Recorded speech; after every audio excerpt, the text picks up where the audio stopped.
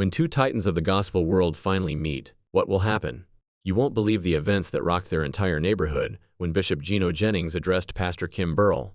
This is how, believe me, years of unsaid tension and unresolved disputes erupted into a heated discussion that rocked the core of gospel ministry and music. This is the startling part, though. Nobody could have predicted the content of this seldom encounter. It becomes intriguing at this point. So join me as we explore this fascinating tale that has everyone talking. Rumors and faint indications of conflict between these two influential people have been silently circulating for years. Pastor Kim Burrell, who adopted a more contemporary and inclusive perspective on worship and ministry, frequently disagreed with Bishop Gino Jennings, who was well known for his rigid and uncompromising adherence to Scripture and holiness. What is unique about his story? It was more than just a disagreement. It was a long-standing dispute over the proper way to teach and practice the gospel. Their public remarks and lectures occasionally disparaged one another, which fueled rumors of rivalry and jealousy among their followers. However, behind the scenes, people close to both leaders disclosed that the conflict was rooted on spiritual convictions rather than personal grievances. Kim Burrell's outspoken criticism of legalistic views in certain gospel circles marked a sea change. Many people thought the remark was directed at Jennings and his supporters. The Jennings camp launched a barrage of defensive reactions in response. Both sides are steadfast in their convictions and unwilling to compromise. What followed, however, was surprising. Up to this point, neither leader was prepared to confront the dispute head-on, despite all the public back and forth. When they ultimately decided to have a private meeting to clear the air away from cameras and public pressure, destiny took an unexpected turn. From the beginning, the atmosphere was tight. Jennings lost no time in pointing out what he perceived to be misconceptions and misrepresentations of his ministry with his customary audacity. He claimed that his sole objective was to defend the authentic biblical teaching of holiness, which he felt was being unfairly disparaged. In a composed yet firm response, Kim Burrell defended her strategy, which emphasized kindness, inclusivity, and the strength of love. With some of her remarks obviously directed at Jennings, she criticized what she described as the inflexible legalism in gospel leadership. The talk swiftly evolved into something more than that. It became an intense argument in which both leaders defended their positions, using quotes from the Bible, anecdotes, and years of experience. It was more than just ideals that clashed. It was a conflict between two diametrically opposed ideas about how gospel ministry should develop. This is the most absurd part, though. There was a profound emotional layer beneath all the forceful language. In addition to years of hurt from feeling misinterpreted or unfairly evaluated, both leaders demonstrated a genuine desire for respect and understanding. Kim Burrell gave a personal account of her ministry challenges halfway through the discussion, moments of judgment and loneliness that many people were unaware of. This sensitive moment created a small opportunity for empathy by softening the tone and taking Jennings by surprise. The silence was short-lived, though, as the next event completely upended the conference. Jennings disclosed confidential communications between the two parties that had not yet been made public throughout the course of the previous year. In contrast to the public battle, these letters revealed underlying tensions, frustrations, and attempts at peace that the outside world never witnessed. The way these texts revealed a covert layer of mistrust and treachery is what makes this narrative even more startling. Accusations that suggested a power struggle within the gospel community itself, going beyond minor arguments. As both sides came to terms with the fact that their dispute went beyond theological issues, tension increased. It has to do with control, legacy, and impact. As the discussion progressed, both Pastor Kim Burrell and Bishop Gino Jennings came to understand that their disagreements were about more than just theological differences or language used in sermons. It was closely related to the power each of them had over their supporters.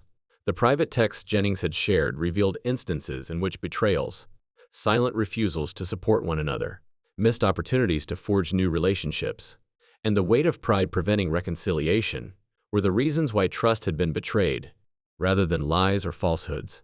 These facts hung between them, and the room seemed heavy as it became clear how much suffering had been concealed behind the outward displays of confidence and strength.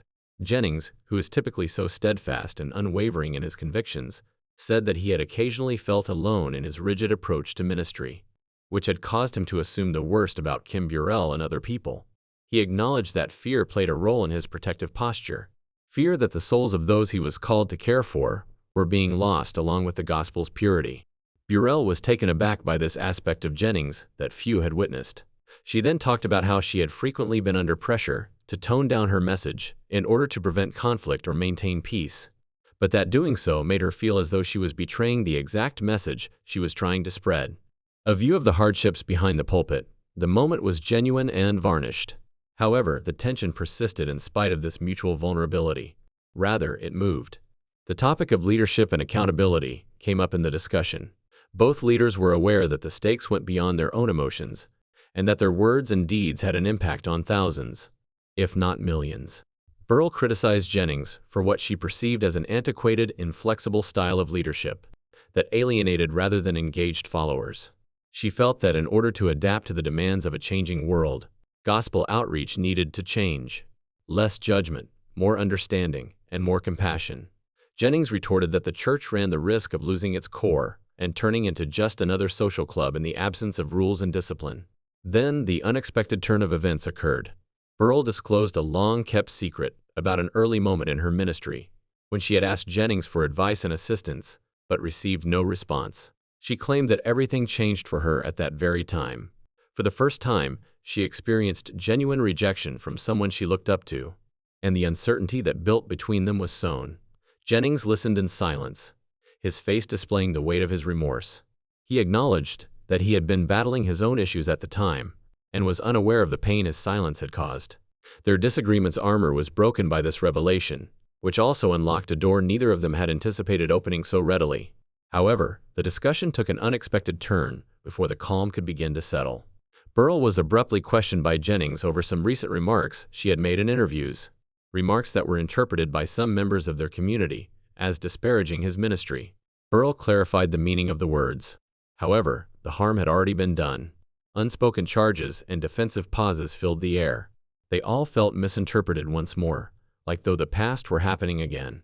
It appeared more challenging than ever to completely close the distance between them, demonstrating the complexity of pride, suffering, and passion when combined with religion and leadership.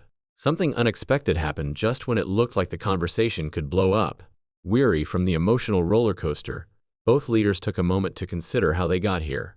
Not only the disagreement, but also their mutual devotion to the gospel and desire to honestly serve God.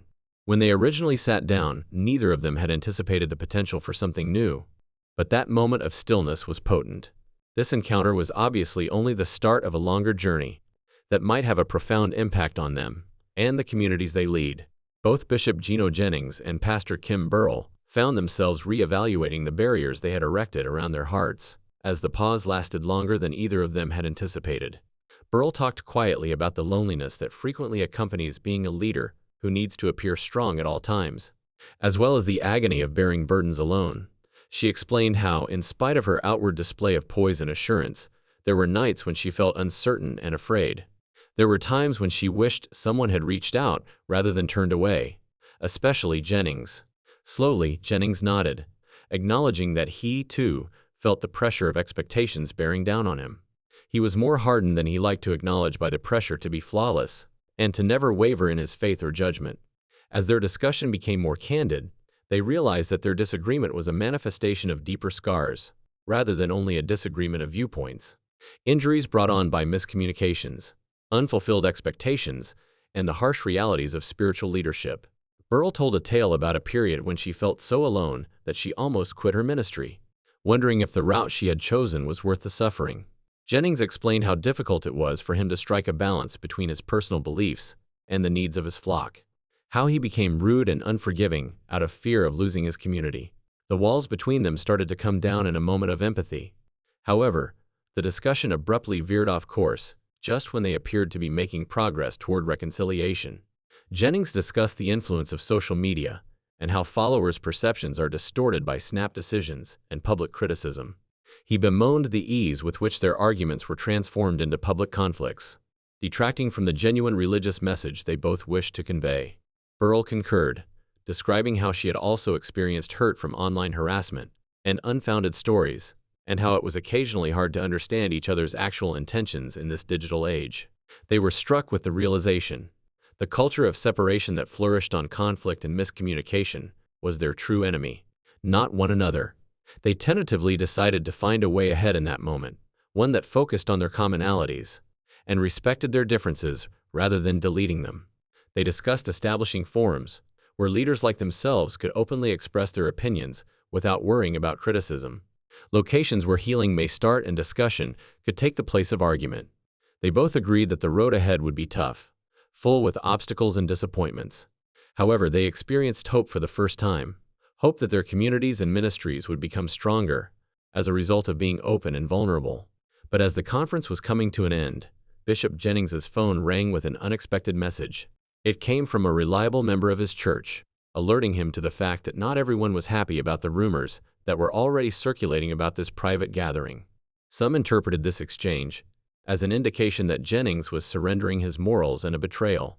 The news reminded them that their reunion would not be simple or universally welcomed, casting a shadow over the tenuous peace they had established. There was more at stake than pride. Their followers' trust and their own reputations were on the line. Nevertheless, neither Pastor Burrell nor Bishop Jennings was prepared to go back. Despite the difficulties, they decided to get together again to carry on the conversation. They agreed as they were leaving that this was more than simply mending a damaged relationship. Its goal was to alter the relationships that religious leaders had with their followers and with each other. It was a beginning fragile and unknown, yet strong enough to have potential. Both Pastor Burrell and Bishop Jennings returned to their regular lives following that anxious warning. However, the reverberation of their encounter lingered. The warning against spreading misinformation was a major concern for Jennings. He observed how news spread swiftly in their neighborhood, and how acquaintances and even some of his closest supporters questioned his choice to meet Burrell. Some viewed it as a display of weakness, while others referred to it as a betrayal of his ideals. Even though it hurt, Jennings knew he had to maintain his composure. He started talking more candidly with his audience, discussing the value of understanding and forgiveness, in addition to faith. His remarks elicited conflicting responses. While some grew more aloof, others welcomed the shift. Nevertheless, he clung to the hope that this candor would someday mend past hurts. Similar storms befell Pastor Burrell. There was division in her own neighborhood. While some praised her bravery in bridging gaps, others accused her of being too soft or giving in. She was forced to respond to difficult inquiries and criticism that occasionally felt more severe than anything she had experienced in the past. But in the thick of the conflict, she found unanticipated supporters, other leaders, and members who were sick of conflict and yearning for harmony. This encouraged her to continue advocating for more open dialogue, not just with Jennings but with the entire church community.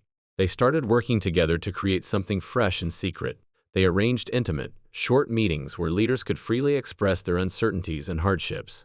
The purpose of these gatherings was to listen to and learn from one another's experiences, rather than to reach a consensus on everything.